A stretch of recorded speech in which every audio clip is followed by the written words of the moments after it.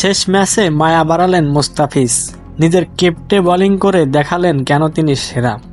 এদিন আগে ব্যাটিং করেন চেন্নাই সুপার কিংস, কিন্তু এদিন আর ভালো শুরু করতে পারেননি চেন্নাই। প্রথম 64 রানের মাথায় আজিঙ্কা রাহানেকে হারান, এরপরে শিবম ডুবে মারেন ডাক।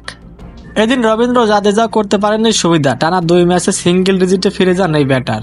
কিন্তু ক্যাপ্টেন ঋতুরাজ গায়কোয়াড় এদিনও দুর্দান্ত খেলেন, 48 বলে 62 রানের এক ইনিংস। মূলত তার ইনিংসের উপর ভর করেই 162 রানের পুঁজি পায় Chennai super Kings.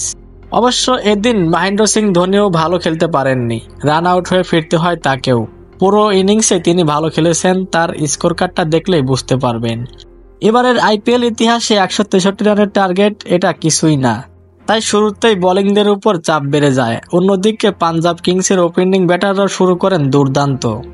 Rilee Rossouw করেন 23 বলে 43 রান। অন্যদিকে মুস্তাফিজ প্রথম তার 2 ওভারে দেন 13 রান, কিন্তু ম্যাজিকটা দেখান তৃতীয় ওভার করতে এসে।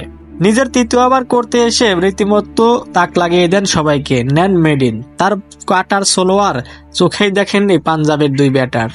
তাই তো এবারের আইপিএলে নিজের শেষ ম্যাচে মায়া বাড়ালেন মুস্তাফিজুর রহমান। ম্যাচ না জিতলেও কিপ্টি বোলিংয়ে মন জয় করেছেন সবার।